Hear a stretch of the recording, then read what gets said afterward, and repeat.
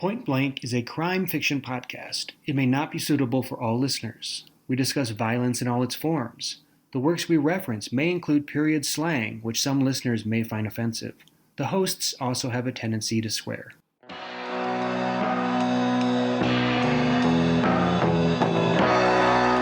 Episode 57, a double dose of Dorothy Hughes.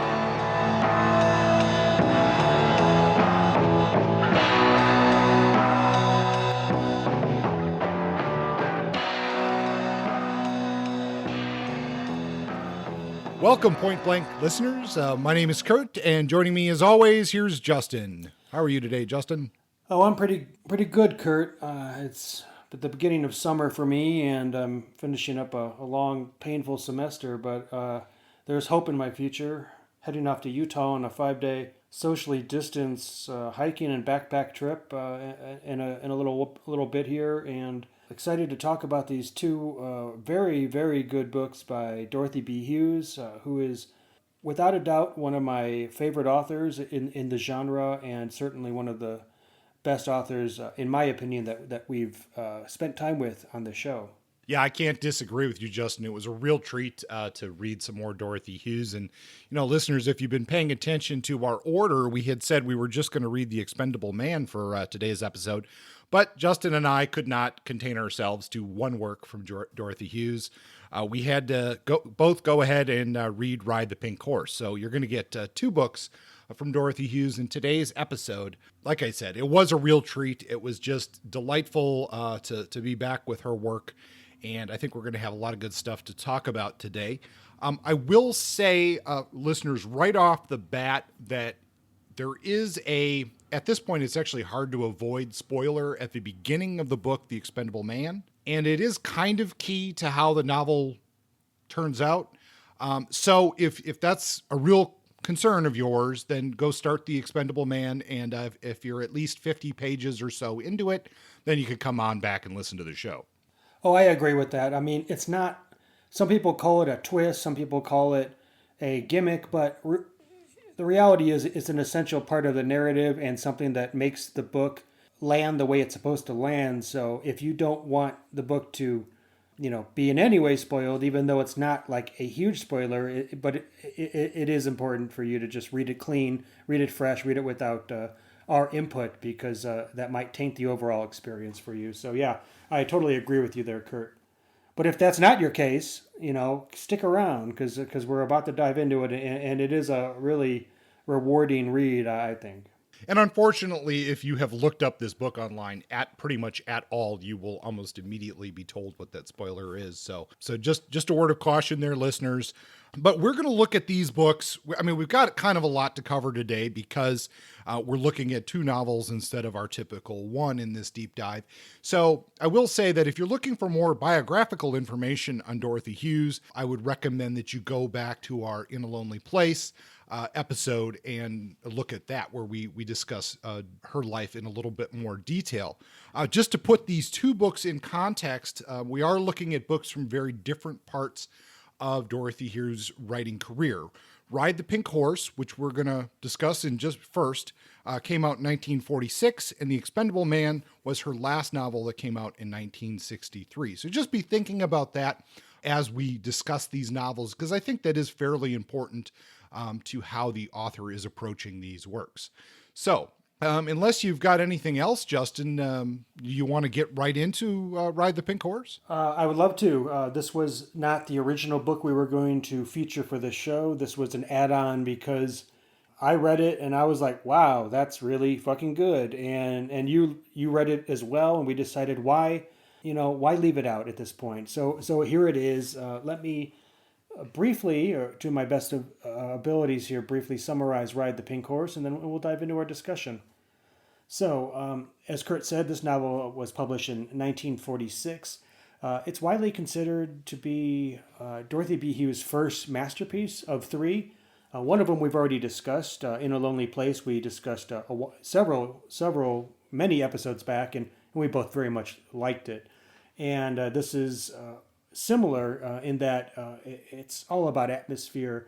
There are so many things going well with this book, really well crafted, really well thought out, and just expertise in terms of writer's craft. But for those who don't know anything about it, this is a slow burn novel. It's a brooding, open eyed novel. And we find a protagonist. His name is Sailor. He's like a 20 something working class Irish hitman who's from Chicago. And he's arrived as a stranger in a strange land to Santa Fe, New Mexico in the 1930s or 40s. And he's there during the annual fiesta celebrations that happen in late summer. These celebrations still happen, and they end with the burning of the zozobra, which is a giant sort of paper mache and wooden effigy that represents. He's also known as Old Man Gloom, and when he burns, it releases all your pent up fears and anxieties, and you can sort of let them go, sort of like a psychic purification ceremony. But anyway, he's here in town, and the question is, why is this hitman showing up in Santa Fe? The reason why he's there is because he's after somebody. He's after a guy called the Sen, or the Senator. And he's after the Senator because the Senator owes him money. What kind of money? Enough money for Sailor to leave Chicago and the United States behind and to move down to Mexico City and carve out his own little crime syndicate, or just lay around in fancy hotels and hanging out with women and drinking and whatever. But he's looking for an escape, and he sees an escape because him and the Senator go way back, and there's some complications there that I'll talk about in a moment. What else? Of course, to make his dream in New Mexico or in Mexico City work, for his escape to pan out, he needs to find the Senator, and that happens pretty early in the book. The Senator's in town for the fiesta too. He took a different train, I believe. But they're not the only ones who came from Chicago for this party. There's a third person who is a stranger in this strange town, and his name is Mac McIntyre, and he's a Chicago detective. So we have an interesting triangle of tensions operating in this story. One thing I want to say about Mac is that not only is he a Chicago detective, but him and Sailor go way back. They grew up in the same slums, the same poor neighborhood in the city, and they took different paths, very different paths. And there's still an affinity there. There's still a what could have been kind of almost bromance between the two that I think helps to propel the novel forward. Other things that are going on here.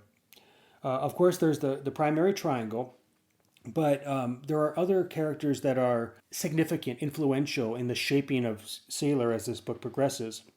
The first is the proprietor of the Tio Vivo merry-go-round and the eponymous pink horse. His name is Don Juan, quote, Pancho, and he's a Hispanic man who runs this ride, and which is obviously pretty popular during the fiesta. Sailor calls the guy Pancho because the man is reminiscent of Pancho Villa, and I just want to say that this is one of many examples of Sailor acting in a bigoted manner toward New Mexicans. But this tendency wears off as the novel progresses, and as Sailor comes to understand and appreciate the people he meets in Santa Fe. This is not to say that Sailor is suddenly woke by the end of the novel, but you can see him slowly evolve through the course of the story, and I think that's very much intentional in Hughes' writing. Another key character is the matter-of-fact 14-year-old Pila, and she's a Puebloan child who's in town for the festivities. She runs into Sailor at one time, and they sort of hit it off, not in a creepy sexual way, but just as there's an interesting dynamic between the two that sort of threads through the story. Both Don Juan and Pila serve as windows into the world of a multicultural Santa Fe, and in these two characters, I think Hughes deftly shows her readers a non-white, non-dominant cultural take on the world, one that offers a strong counterpoint to Sailor's preconceptions and his own worldview as a tough kid who grew up in a hard city in the Middle West. Some things I want to say about this book before I give my rating. Hughes is a master of noir suspense. She doesn't let her characters off the hook, and she doesn't reduce people of color to two-dimensional prop pieces most of the time. She takes seriously her role as an ambassador for New Mexico and an ambassador for quality of crime fiction. I didn't mention yet, we mentioned it in a previous episode, but Hughes did spend a significant chunk of her adult life living in New Mexico, living in Santa Fe, writing crime fiction reviews for the Albuquerque Tribune, which is a defunct newspaper that was popular back in the day. So her writing about Santa Fe isn't just an escapist, setting for her. It's something that was deeply, a part of who she was and her story. I want to also say that while people call this the first of three masterpieces by Dorothy B Hughes, I entirely agree with that. I think this book is a masterpiece of slow burn noir, and I think Hughes should be better known. I think she should be regarded in the upper echelon of crime fiction writers.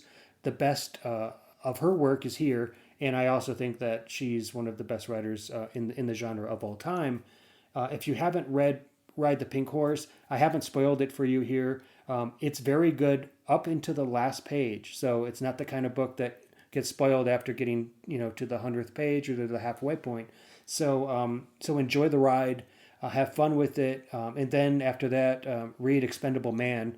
And if you haven't read Alone in a Lonely Place, read that one too. They're all really fucking good. I give this one 5 out of 5, and I might even like it better than Expendable Man, but we'll talk about that later. Kurt, what did I miss? What do you think about this book? I'm not sure. Did you like it? Oh yeah, yeah. No, for sure, Justin. I really enjoyed both of these books today, and it was really difficult to pick which one was my favorite between the two. One thing we have to consider when we come to Dorothy Hughes compared to some of the crime fiction that we discuss is a lot of her stuff is it's building. It's there's a lot of psychological, I don't want to say terror, but like angst in them. It's less about crime and more about like the nature of evil and that sort of thing. In this particular book, and I don't think this gives anything away more than what you just said, but this is kind of like it's There Will Be Blood kind of situation where most of the action, the violence culminates at the end after building. I really liked this book, and I have to say that I think if I have to give the edge to Ride the Pink Horse or The Expendable Man, I think it's Ride the Pink Horse that is my favorite. I think really both of these are basically 5 out of 5 books. I don't want to give away my thoughts too much in The Expendable Man yet, but the only reason that these would not be 5 out of 5 books is because I'm comparing the two against each other. And that's not necessarily fair to the larger scale of rating crime fiction. These are excellent. And we're going to talk about the theme of race and racism and sort of also coming into a new area later once we compare the books together. But I kind of actually felt like she handled that a little bit better in Ride the Pink Horse than The Expendable Man. So, but I thought your summary was great. I really liked what she did about how the novel was sort of set up, in that it's 3 or 4 sections to the book, and they have to do with the stages of this festival, this Zazubra, or wherever, is that how you would say it, Justin? Zazobra with O's, yeah. Okay, Zazobra, which is an interesting thing because as you're reading the book, you kind of assume that this is an old festival, and it's not. It started, let me see here. I have the website. It was started in 1924. So, especially at the time of this writing, it's still a relatively new festival. I thought telling the story through the timeline of this festival was very good, and especially a festival that is about this idea of doom and gloom and creation and rebirth. The idea that that part of the symbolism here it's a struggle between Zazobra and a fire god, and there's this idea of waiting for honor. And that is certainly a theme that comes through in the book. Maybe not honor in the traditional usage, but recognition, certainly. I agree, and I do think that Hughes was very deliberate in her choice to feature Zazobra and this festival. She probably, living in Santa Fe and writing crime fiction reviews and already being established as a crime writer, associated this notion of doom and gloom and this struggle of darkness versus light, and thought, wow, that would be a great way to sort of frame a story. And then she wrote the story, and she totally landed it. And She captured something that can't really be repeated. I don't think no crime writer can now go to Santa Fe and try to write a Zozobra themed crime fiction story. She's done it. She did it really, really well, and she sort of like closed the book on that. It was really impressive how she just dove into that idea, landed it brilliantly, and like walked away like a mic drop. Yeah, that's a pretty good way to put it, Justin. We talked a little bit about this theme of the festival.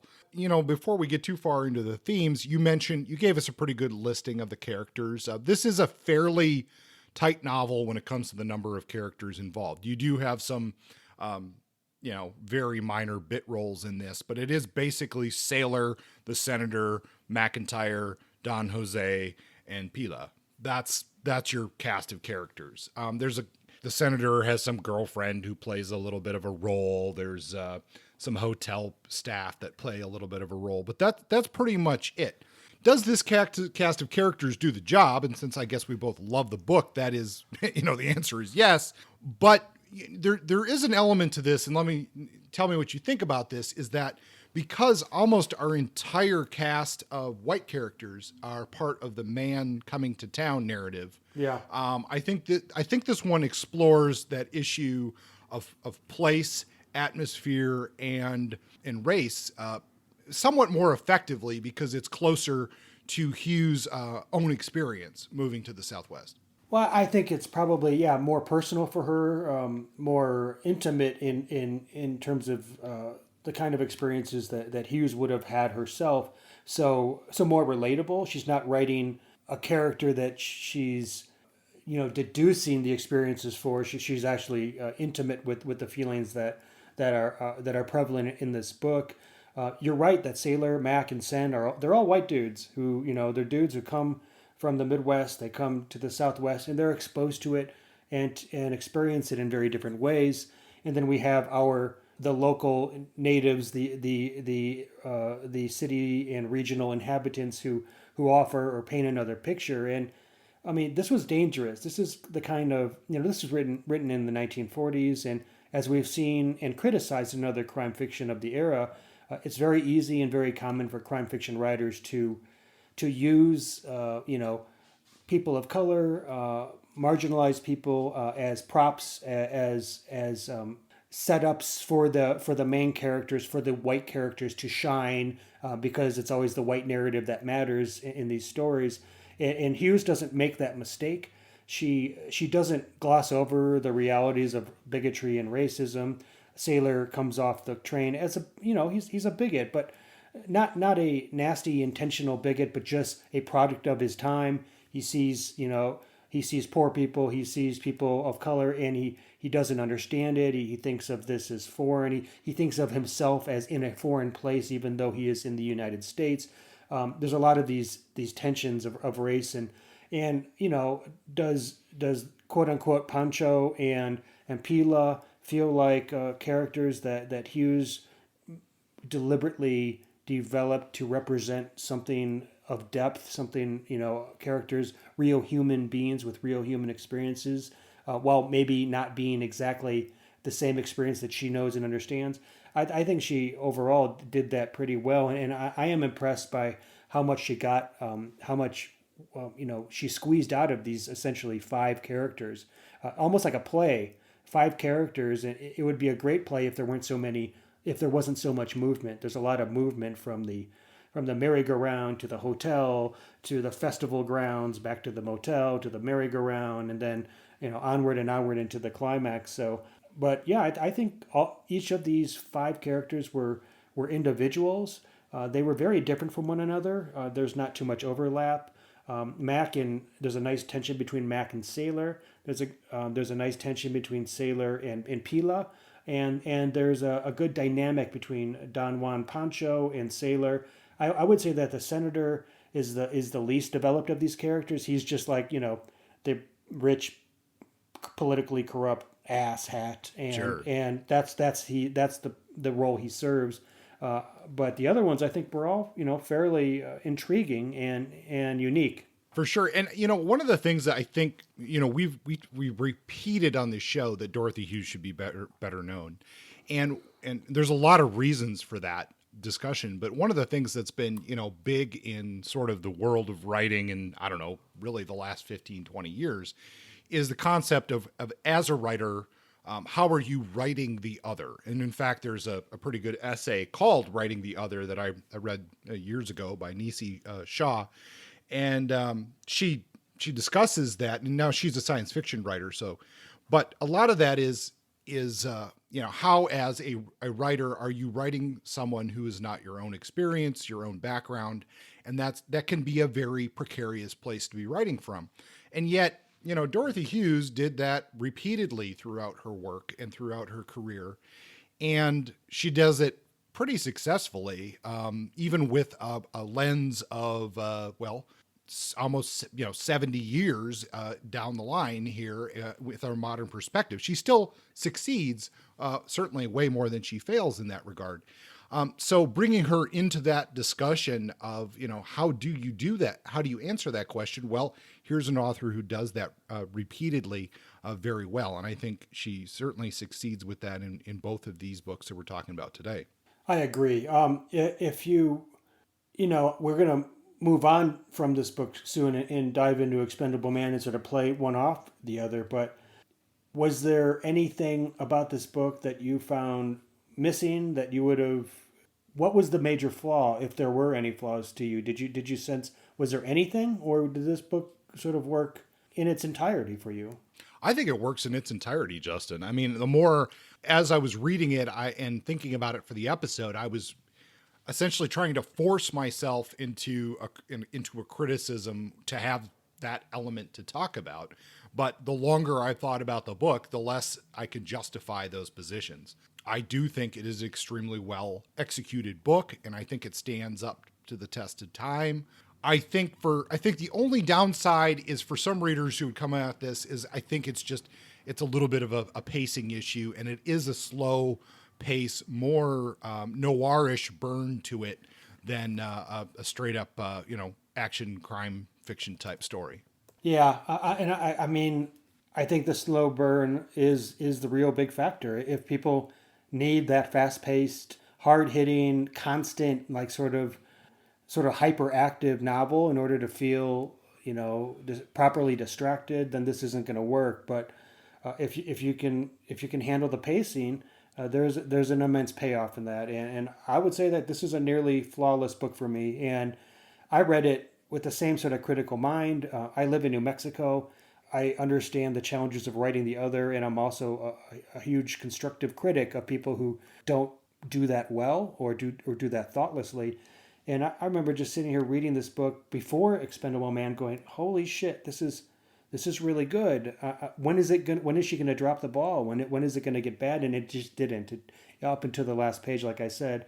As we transition to Expendable Man, I think it's very difficult to judge them against one another because we're judging two high works of art and incredible like deftness and quality against one another. One of them is going to be a little bit better, and for me, I think that's Pink Horse, because I know what I felt when I read Expendable Man. I felt, well, I feel just a little bit of a letdown because it didn't captivate me in the same way that Pink Horse did. However, it's still on its own, and compared to so much other crime fiction, The Expendable Man is really, really good. So it's a funny thing to do to compare two masterpieces, but here we are. Yeah, exactly. I mean, I think that you said that well. They're both great, and you're really, you're kind of it's kind of like saying which Van Gogh is better. It's well. Yeah, yeah, that's what we're dealing with. Are you ready to move into The Expendable Man? And then after we talk about that, we can spend a little bit of time comparing these two books and what they have in common. I think so. I think that makes the most sense for the sake of this episode.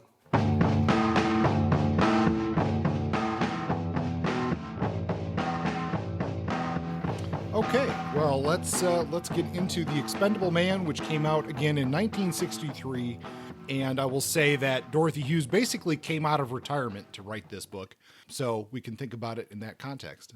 Totally, yeah. This was the last book she wrote. This was, another one that was widely considered to be one of her best.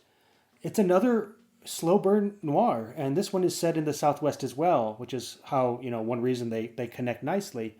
This one is set in Phoenix in the 1950s. It was nominated for an Edgar for best novel in 1964. So the main character is a guy named Hugh Densmore, or Dr. Hugh Densmore. He's a young medical intern living in Los Angeles, and at the opening of the story, he's driving his mother's white Cadillac through the desert en route to Phoenix to attend the wedding of one of his nieces. He has family in Phoenix. There seems to be a family history in that location. However, by page one, we already get a sense of the tension that this man is experiencing. Driving across the desert, you could just feel that there's a sort of a paranoia, a concern inside of him. He fears the local youth that are cruising by, in their car, in their hot rod, honking at him and just hassling him. It's like he's anticipating danger. And the question the reader has right away is, why is he so afraid? What does his fears say about him or about the people around him? So that's like the starting point for this novel. Just outside the small desert town of Indio, he spots a teenage girl sitting by the side of the road in the dark. He thought that she might be tied to the group of kids that were hassling him before. He's not sure, but it's a girl by the side of the road. He gets concerned about her safety, and against his better judgment, because he really wants to keep going, he decides to stop the car and pick her up.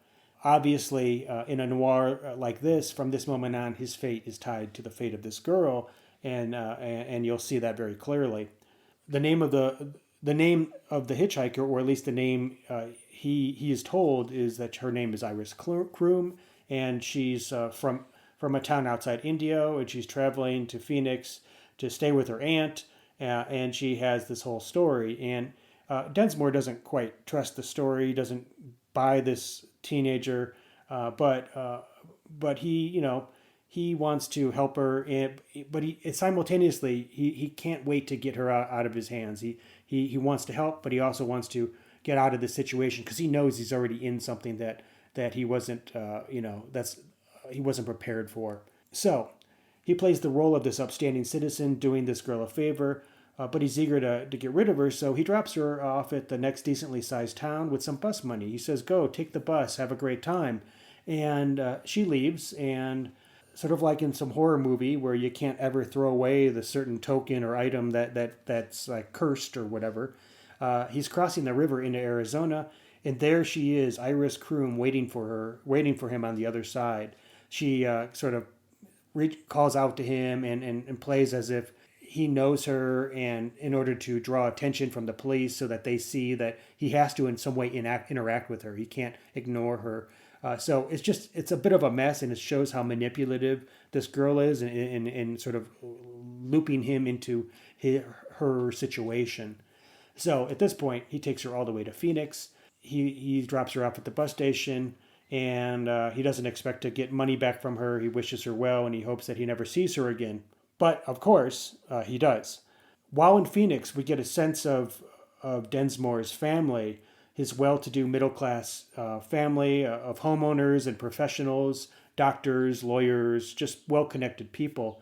Densmore is staying at this local motel, and one night, after some family events, he returns. Oh, he hears a knock at his door, and it turns out, who is it? Iris. Iris found out where he was staying, and is pleading with him for help, and he says, "Hell no, just get away from me." He doesn't want anything to do with her.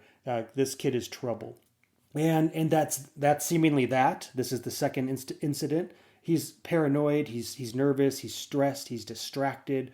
She's consuming his thoughts. How did she find him? And ultimately, there's a lot of general unsettlement. He's just unsettled, and a lot of the psychological noir elements are maximized for effect here. And we know that Dorothy Hughes is a master of this technique. She was really good at it in A Lonely Place, and also in Pink Horse. This is a great opportunity for her to just dig in and just let's hang out in Hugh Densmore's mind as he struggles over this girl and what her manifestation means to his life. Atmospheric as hell. I should mention here that there is a romantic subplot in the novel featuring Densmore and a family friend named Ellen Hamilton. She's a well-to-do gal from the East Coast, and her father is a prominent judge. And it seems as if the whole family sees them as full of potential as a couple, and almost as if they're being set up to come together at this wedding. And because he was so consumed with his concern about Iris, he's not able to give proper focus to Ellen. So that's just another little bit of a stab wound in how Iris is messing with his life, making him unable to find love. Even he's so wrapped up in what this girl means to him. So the day after Hugh sends Iris away from his hotel room, she turns up dead in a Scottsdale ditch. Not long after this, he was contacted by local law enforcement as a suspect in her murder. So now things are really rolling. Ellen plays the role of Hugh's support system and confidant throughout the novel. They look into lawyers together. It is clear by now, if it isn't clear already to the reader, that Hugh is black. That's what some people call the twist. That's what some people complain about for saying that it's like a cheap trick. I don't see it that way at all. What Dorothy B Hughes does really well in this is shows the absolute noir horror of being black in a white supremacist society. The paranoia that Hugh Densmore feels is what we typically associate with psychological horror or existential noir. That creeping sensation he is being watched and judged and potentially persecuted or threatened by strangers with ill intent. What this story shows, and shows incredibly well, is that this sensation, this fear, this terror, is commonplace if you are a black American in the 1960s, not to mention today. So, Hugh and Ellen decide that a sympathetic white lawyer is probably going to be a better strategic move than bringing in a black lawyer to help defend him from this murder accusation. So they bring in local superstar lawyer Sky Houston, which is a great name. And he takes the case because he's the kind of guy who takes cases like this. They will help up his profile. He's going to run for office someday. He wants to look good and be that kind of classic white liberal who gets the job done amidst this civil rights struggle that's brewing in the nation at the time. So he actually contributes to sort of a love triangle between Ellen and Sky and Hugh, but I'm not going to talk too much about that now. So will the local racists rue the day? Will local law enforcement impede the investigation long enough to put Hugh away? Or will justice prevail? This novel is certainly a product of its time and reminiscent of books like To Kill a Mockingbird and other civil rights stories that struggle with these notions of legality and white supremacy and black liberation. But this story isn't very far from the racial justice struggles of today. There's a lot of parallels. There's a lot of recurring themes. Dorothy B. Hughes wasn't just a great writer, but she was a social critic, and this book really, and even Pink Horse all the way through, she's conscious of and trying to grapple with these complicated issues of race and gender and class, and she's, in my mind, very clearly an advocate for racial justice in this story. Not necessarily a radical, but at least somebody who's sympathetic and understands these issues. This book is dense, dark, and full of life. I root for Hugh, and I want him to escape. And this isn't because of his personality, because I don't think he has a great personality. He's an average, decent guy. I want him to escape because he's being persecuted, and I don't want to see this unjust system prevail. I won't spoil the ending, but I will say that this is another 5-star book. I like Pink Horse a little bit more, but I'm not going to knock this book for that. This is a great book as well. So far, the tally is this. I've read 3 Dorothy B. Hughes novels, and I've given them 3 5-hit ratings. I haven't done this for any other author in crime fiction yet, and that's important. I need to say that. Dorothy B. Hughes is not a third-tier act. She's not a second-tier act. She's one of the best writers we've read and discussed on this show. She's in the first tier of crime novelists, and she's at the top of that tier. And I will fight people on this. So this is a 5 out of 5. It's a great book. It's complicated. It's a slow burn, and it's your turn, Kurt. To tell me what you think. How did this rate compared to the previous book, and what did you feel about my review? You did it justice. I'm not going to disagree with you. And I think you're right that is a very important thing to say, is that I'm also giving this one a 5 out of 5. And that means I've also given all 3 of Dorothy Hughes' books 5 out of 5. Woo! And you're right. That is important, because we've looked at the masters of the genre, or a lot of them anyway, and multiple books of them, and we haven't given them all fives. Granted, these are the part of the problem with Dorothy Hughes is that a lot of her work has not been readily available for a while. So, we might not have that experience with some of these things that were not chosen to be reprinted recently. So, that might be an interesting question. But even if all she had turned out were these three books, or even one of these books, she would be certainly worthy of being known and being read and reprinted and talked about. This one, the Expendable Man, it like I said, also a 5 out of 5. However, there were a couple little things that, like you, I thought Ride the Pink Horse was a little more preferred to me. I did think that the Expendable Man at times felt just a touch more forced, maybe just a little heavy-handed with the message that it's trying to send, and that's okay. That's okay. And it's still an excellent book. But this is another one of those things that you really have to think about when this book came out. If I sat down and read this in 1963, it would be a frankly dangerous book, right? Yeah, totally. I mean, we got to think about the context. We do that with all of these books. We say, we don't judge Chandler by the standards of today. We say, in the context of his time, was he a racist? In the context of 1963, was Hughes ahead of the curve in her writing of this book? I would agree. I mean, she's not fucking around. No. And I think if you had picked this up and you saw this on the bookshelf at the bookstore or the library or whatever, at that time, and you picked it up, you didn't know anything about it, you sat there, I think you would have been shocked, I think most readers would have been shocked. I think today, as a modern reader, we can maybe look at that and go, oh, well, that's a trick, or, oh, I saw that coming. Well, sure you did, because a lot of people have copied this idea in the, 60 some years since this came out. Exactly. It's a trope, but maybe she didn't invent the trope, but it wasn't as much a trope 60 years ago as it is today. There is some criticism too on this book, and not to get too much down this road, but the criticism I have seen on this book is that she whitewashes Dr. Hughes' family too much. Yeah, I can see that. And I can understand that, but I think it was also probably important to, if you asked her about it, I think what she was trying to set up is she's basically saying, I'm giving this character and his family every privilege that could pretty much exist for this person. Yeah. Except for the color of his skin. Yeah. And put him into this situation. Yeah. I'm excluding all other variables. Yeah. And that's what creates the tension and the terror and the uncertainty throughout the whole book. It's that one very important thing. I also get why she did this when she wrote this, I think.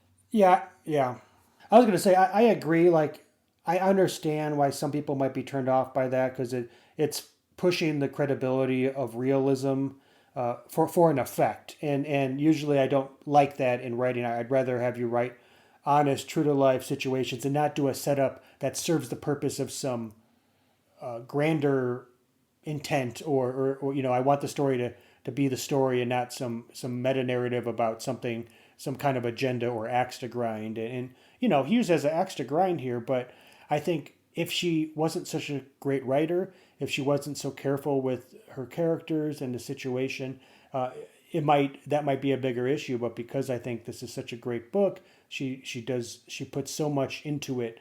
I think that partially excuses the sort of extreme setup she used. It's not unbelievable, and if people think it's unbelievable, then I call bullshit. I think it's believable. Yeah. It's just, and she just had to make it certain that for the quote unquote gimmick to land, she didn't want to give it away in the first 50 pages. No, and when she does reveal, it's a very blunt reveal. I won't necessarily quote it from the book, but if you haven't figured it out, when the book actually tells you, it's very blunt and very, she's not cutting any corners or softening the blow at all. Yeah, totally. And yeah, it's very, very clear. And it isn't something, I'd call it a gimmick if we didn't know until the last page, but we know, before the third third quarter or the third mark of the book or the quarter mark of the book. So Yeah. it's not that kind of trick. There was one issue too that I want to acknowledge now before we do a character study here is that this book does use abortion and abortion doctors and abortionists as a key plot point. And at this time, abortion was illegal in the United States, and there was not really a conversation about abortion or women's rights in this book. That's not the focus of it. So it's morely you just use this like as a plot point to inculcate or put more pressure on Hugh Densmore as a character. Is he involved? Did he actually contribute to the giving this girl Iris an abortion, an illegal abortion? How does that all play out? There's definitely an important piece here, but I would say that if you're somebody who is a hardcore pro-choice or pro-abortion person, that might feel this might be not a trigger warning, but just a complicated part of the book, the way that abortion is introduced as an evil or a bad thing, and it's never really explored in any depth. I thought that was interesting, and I'm not sure what Dorothy Hughes thinks about or thought about abortion as a human right, but it was certainly a little, for all the good will this book gets for being a civil rights sort of firebrand story, it sort of glosses over this issue of women's rights, which was interesting to me. I did think that was a little, I don't know, strange isn't quite the right word, but I was just based on everything else that Dorothy Hughes, you can kind of gauge her perspective from her, from some of this writing. You don't really, it's hard to tell what she's really saying with the abortion element to this. And I think that is a little unsettling, both from a, depending on your opinion of it, but also a little unsettling from a narrative point of view from a modern perspective. Not to get down this rabbit hole, but I'm just, to point out here that we're talking about illegal abortions. And in this time frame, I found this statistic, and I think it's worth sharing about why this would be, just to remind people when these things are not available, that mothers' deaths from childbirth in the early 60s, 25% died in childbirth due to white women, 25% from illegal abortions, and 50% of childbirth-related deaths for mother and child in this time frame for non-white mothers was from illegal abortion. Those numbers are incredible. I mean, just yes. Terrifying. The risk that people went to salvage their lives, to make good decisions for their lives. This stuff wasn't discussed in the book, but I too read that article. Kurt, I believe those statistics come from an article by Christine Smallwood called "The Crime of Blackness" in Dorothy B Hughes' Yes. Forgotten Noir, which was a great read. And yeah, that was some eye-opening statistics, and it speaks to the complications of using abortion in a story like this without really commenting on the politics or the social problems of abortion. In our modern context, like we're not looking at those kind of, we don't have those kind of statistics anymore for reasons. Yeah. And, so this would be a much more timely story in 1963 than it is today. Totally. I mean, for the fact that she was even including abortion as a conversation piece in addition to dealing with the racial justice issues. Like, this book is like, if your mom or dad, your church-going white supremacist parents caught you with this book in your backpack, you'd get this shit kicked out of you. So yeah, probably, yeah. So let's talk about characters briefly. I have a short list of characters. There are more in this book than there were in the previous. There's Hugh Densmore, the doctor, and his whole family. There's Ellen Hamilton. There's the lawyer, Sky Houston. There's the runaway Iris Crum, who turns out to be Bonnie Lee Crum. There's Crum's boyfriend, who's this local, working class sort of prick. There's the abortion doctor, Doc Jofer. There's the three cops, Venner, who is an asshole, racist. There's Renner, sort of like the middling goodish cop. And there's Marshall Hackleberry, who doesn't want the attention of the civil rights movement. Are there other characters that are important that we need to think about? His brother-in-law, Edward. Yes. He's not in the book much, but I think when he is there, it kind of is important. Yeah. No, those are pretty much our main characters. I mean, we get a little bit from Ellen's family in the back. No, that's kind of that's the key elements of it. Who stands out here? Are these characters all essential to the story? I do think they are. I think some of them are bit players. I do think the ones that we spend any length of time with in the book they're there for a pretty good reason. I mean, they're not just extra fluff characters or whatever. I do think that, as you met, how did you phrase that? But Hugh is he's not that sympathetic of a character in some regards, and he comes across as a bit naive, and maybe that's supposed to be because of his age or what have you. He's not as compelling as maybe I would like him to be, even though I do feel, I mean, obviously I have sympathy for the situation that he's in. Yeah.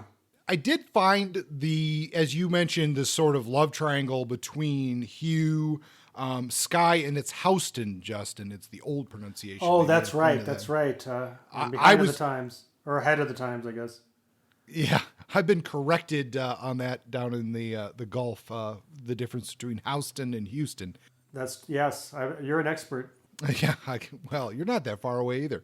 But yeah, the three of them, because I think that's saying a little bit about, because they're all actually relatively, privileged backgrounds. It kind of says a little bit of something about how they're each approaching that privilege, and the fact that, like, I did think it was interesting and a slight nuance that that Hugh mentions that Ellen is lighter skinned than he is, and that Ellen's skin tone is not that different than Sky's skin tone, which is just really tanned, right? So he feels insecure in that kind of non-existent love triangle, but he thinks there might be one. But his insecurity based on that element, I thought that was like a more subtle nuance than, some of the bigger issues and themes of race in this, which are really kind of hammered over the head. Yeah, that's a fair point. It's Hughes is carefully exploring the complications of shade and race and the different color striations and how that plays in terms of self-esteem and in terms of hierarchies of color and it does, I guess it helps to complicate Hugh Densmore a little bit more because like you said, he's a little naive, he's a little milquetoast. He's just like what does the guy like? Does he like classical music? Does he like jazz? What does he like to eat? Like, we don't really know anything about him. He's just sort of like Mr. Dopey Dan who he's going to a wedding. He gets scared by stuff, but then he just stays scared. He doesn't have a lot of bounce back. He's a little bit fragile, and I'm not saying that these are negative traits, but we don't really we only get a few traits and that's it. And in that sense, I think he's a less dynamic main character than I would like. And that does raise the question that people sometimes have, that this is more a story about a racial issue than it is a story about real people. I mean, I guess there's another way you could look at that too, though. I mean, it's not maybe a choice that it could be a choice that Hughes made. And that is to say that rather than Hugh being defined by his interests, his passions, his profession necessarily, because of the color of his skin, he becomes defined by his crime or the perception of crime. And that sort of supersedes any possible other thing that he has done in his life. And that does come through a little bit in the fact that he is so concerned about his name getting in the paper, because even if the paper had said that he was wanted as a witness to this crime, the fact that there was an illegal abortion in there and he was a black man, it would have ruined his medical career. Just the being mentioned once, that would have been it. That's just a thought that popped into my head as you were saying that. I don't know if I entirely believe it myself, but yeah. Well, I do think that he's in a dangerous and delicate position as a black man who's in a white collar position, who's achieved a lot in a young life, but is very aware how easy it is to lose everything he's gained with the slightest breach, with the slightest misconduct, Yeah. with the slightest. It doesn't even have to be guilty. Just the fact that somebody in a position of power is made aware of an allegation that could be enough to tank his career.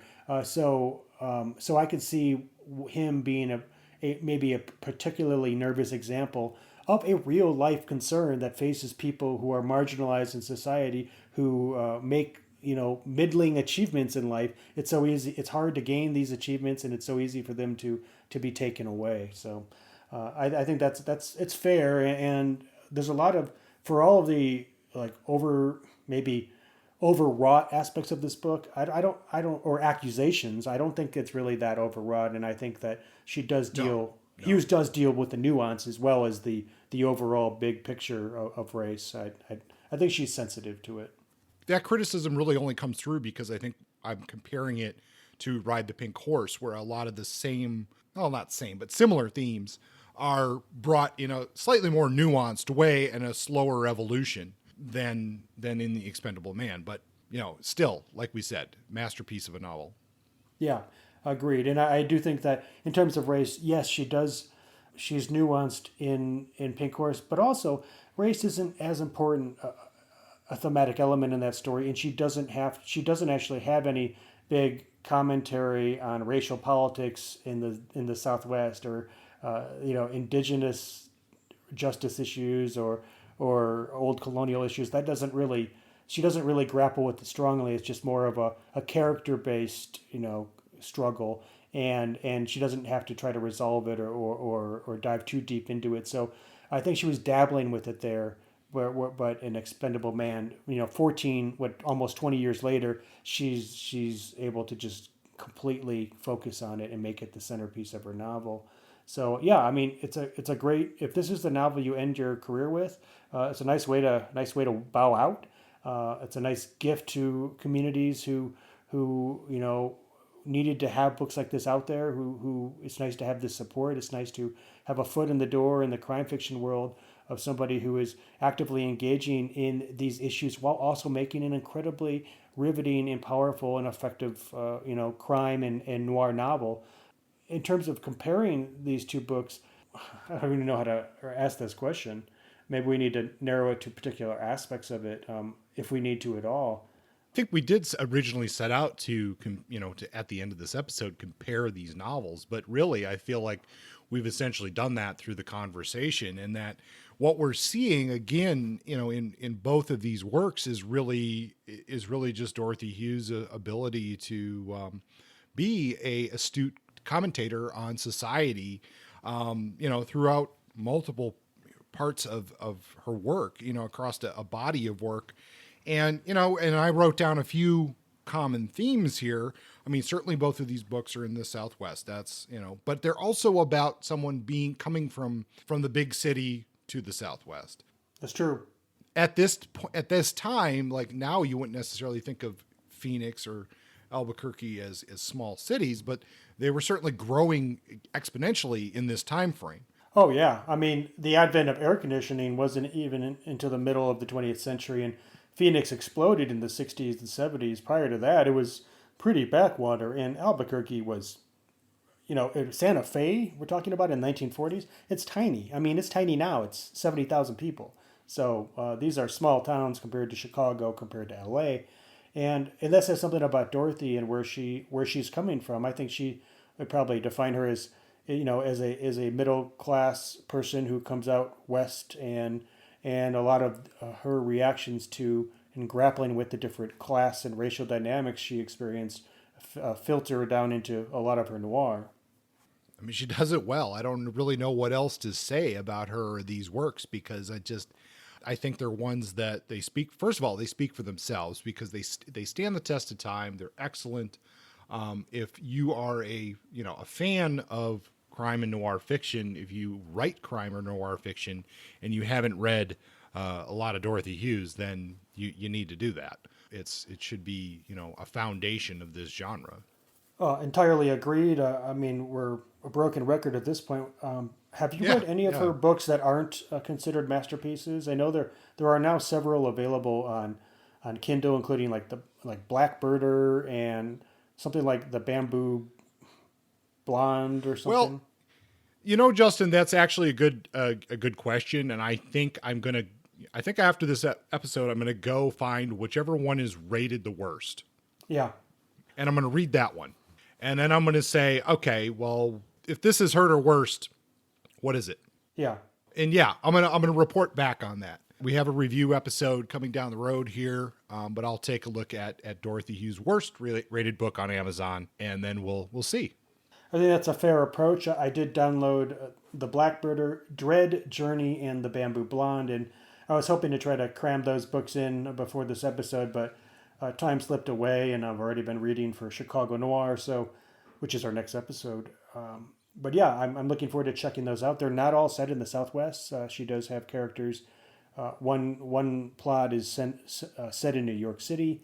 So yeah, taking her out of the element that is familiar to me would be a good first test to see how she develops narratives elsewhere. Okay, well, yeah. Speaking of that, Justin, what are our upcoming episodes?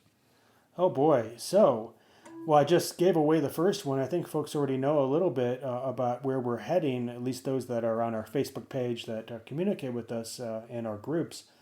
But episode 58, we head back to my hometown, the town of my birth, Chicago, and Kurt and I have done some outreach. We've talked to some point blank writers and fans, and we said, hey, what should we spend our time with when we discuss Chicago noir?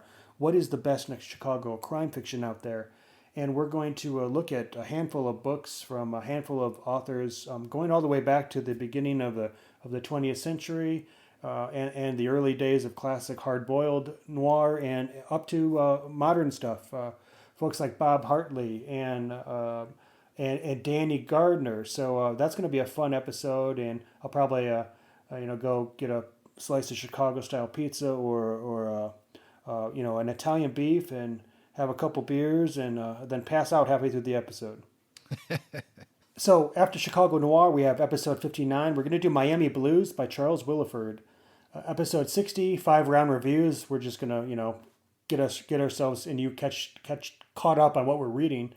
And then we have another subject unknown for episode 61, where we do ecological noir. This is a genre that we've sort of manufactured for the sake of this episode. We're looking at books that are crime fiction, that have noir or hard-boiled elements, but also incorporate ecological themes. Themes about existential concerns of the survival of life on this planet. We're trying to avoid books that are simply, a guy who likes to fish also is a detective or whatever. Like, that's not what we're going for. We're looking for those books that really grapple with the big questions of ecology. And then I'll add one more here because some people would like to hear this. For episode 62, we're going to hang out with a police procedural for the first time, Ed McBain's Cop Hater.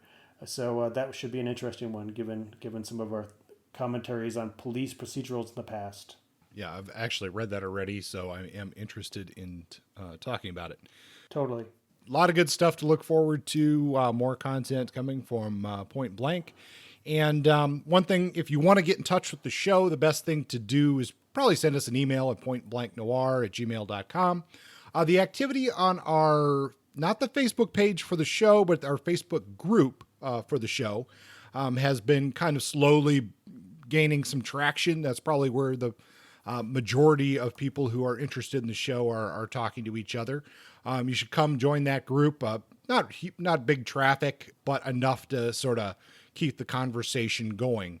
We can always use some more reviews on iTunes if you are so inclined. And other than that, I guess thanks for continuing to listen to the show as we plunge on ahead into what'll soon be the 60s of episodes for Point Blank. Pretty wild to think of it that way. Reach out if you have questions. We look forward to hearing from you all, and take care until next time. Bye-bye.